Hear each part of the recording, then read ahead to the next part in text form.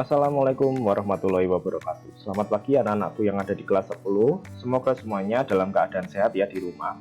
Nah, pada pertemuan kali ini, pertemuan yang pertama di kelas 10 Bahasa Indonesia, kita akan mempelajari teks laporan hasil observasi.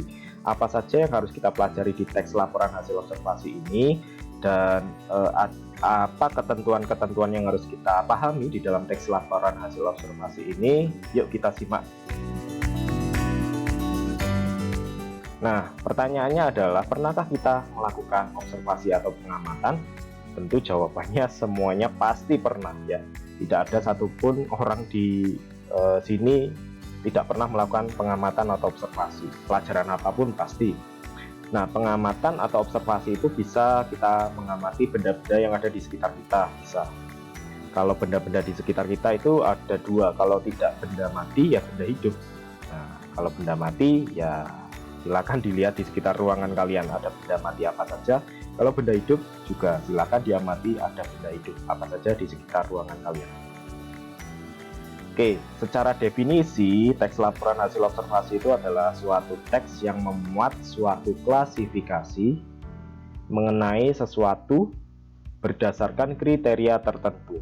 Nah, sebagai contoh nih, kalau kita mengamati benda sekitar kita, ternyata kita memelihara hewan kucing. Nah, hewan kucing itu bisa kita klasifikasikan. Contoh, kucing itu ada beberapa ras, misalnya Persia dan Angora, atau misalnya ditambahi satu lagi ada kucing kampung misalnya. Dari ketiga-tiganya pasti memiliki ciri-ciri spesifik yang berbeda-beda, bukan?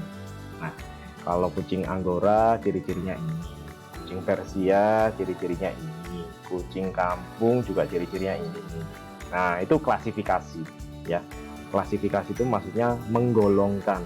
Jadi satu benda digolongkan ke banyak hal. Oke. Nah, seperti yang tadi saya sampaikan bahwa observasi itu pasti melakukan pengamatan. Ya, mengamati itu ya mengamati objek atau benda. Oke, kalau misalnya kita mengamati benda yang lain di sekitar kita, di sekitar ruangan belajar kamu atau di kamar kamu sekarang, mungkin akan menemukan benda-benda mati, misalnya pintu, jendela, ya, atap, lampu, kipas angin, AC dan sebagainya, atau televisi ya, banyak. Nah, itu juga termasuk klasifikasi ya, menggolongkan satu hal ke banyak hal. Gitu.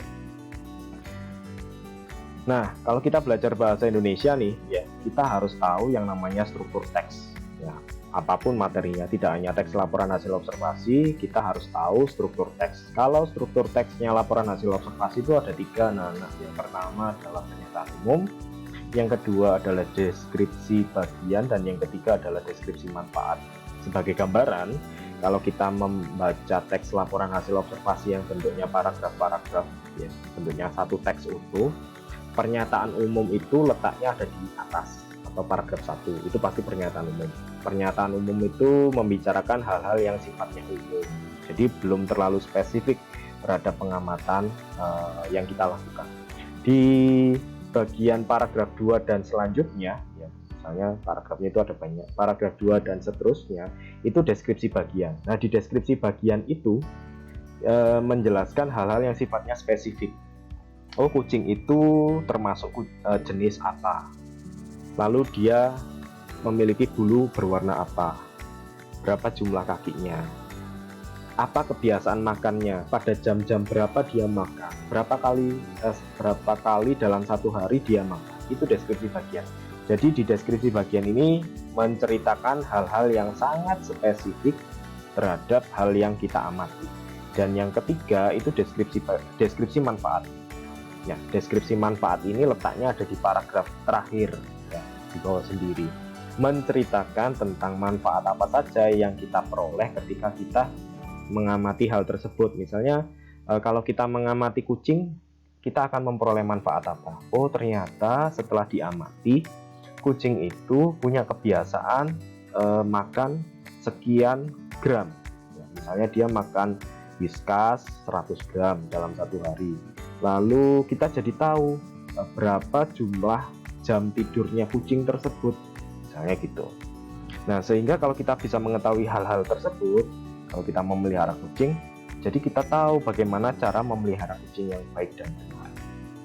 Oke, itu kalau kucing ya. Kalau yang lain-lain nanti kita ceritakan lagi. Nah, ciri-ciri umum teks laporan hasil observasi itu setidaknya ada 4, anak-anak. Yang pertama adalah isinya bersifat objektif atau tidak memihak. Ya pasti ya. Kalau kita menceritakan kita melakukan observasi terhadap benda ya. Jadi ya tidak memihak siapa-siapa ya, karena yang kita amati itu benda. Lalu yang kedua, ditulis berdasarkan fakta yang terjadi saat pengamatan dilakukan. Nah ini ya pasti ya, tidak boleh mengarang. Kalau kita mengamati kucing kampung, ceritakan tentang kucing kampung, jangan cerita tentang kucing Anggora. Itu sudah tidak relevan lagi dengan apa yang kalian amati.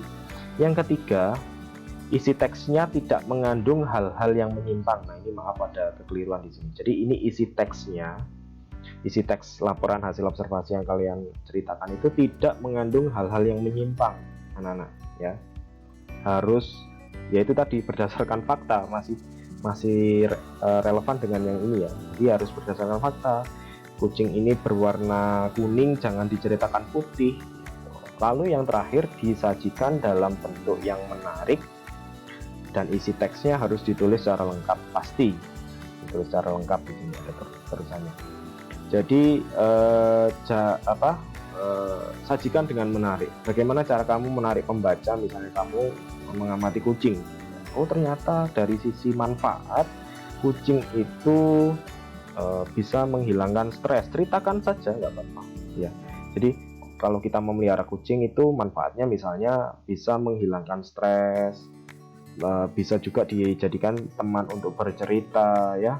Kalau kita cerita, ngobrol dengan kucing, rahasia kita pasti terjaga daripada kita bercerita dengan teman-teman kita ya. Rahasia itu pasti bocor. Nah, itu ya, itu pasti sisi yang menarik dari kita mengamati kucing. Nah, dan harus ditulis lengkap tentunya ya. Apa yang kita amati yaitu ya harus ditulis semuanya. Dan ini selain struktur teks, kalau kita belajar bahasa Indonesia itu harus tahu ciri kebahasaan. Ciri kebahasaannya di sini ada 10 ya, bisa kalian amati sendiri. Tapi yang paling penting di dalam teks laporan hasil observasi itu ada ini, kalimat definisi dan kalimat deskripsi. Kalimat definisi itu apa Pak? Kalimat definisi itu penandanya di dalam kalimat itu ada kata-kata adalah, ialah, merupakan, dan sejenisnya. Nah, kucing adalah hewan karnivora yang menyusui dan sebagainya dan sebagainya. Nah itu pasti kalimat definisi karena ada kata-kata adalah. Kalau penanda kalimat deskripsi, berarti kalian harus mendeskripsikan kucing ini secara detail, secara lengkap, secara spesifik. Jadi dideskripsikan kucing Anggora termasuk ke dalam ras apa, ya kan? Lalu ciri-cirinya seperti apa, dia makan apa, itu deskripsi, mendeskripsikan benda yang kalian amati. Selebihnya ya silakan diamati apa saja ciri-ciri kebahasaannya. Oke, itu saja yang bisa Pak Pandu sampaikan ya. Terima kasih atas perhatiannya. Tetap jaga kesehatan di rumah, tetap jaga diri di rumah ya. Semoga pandemi ini cepat selesai. Terima kasih. Wassalamualaikum warahmatullahi wabarakatuh dan selamat pagi anak-anak. Dadah.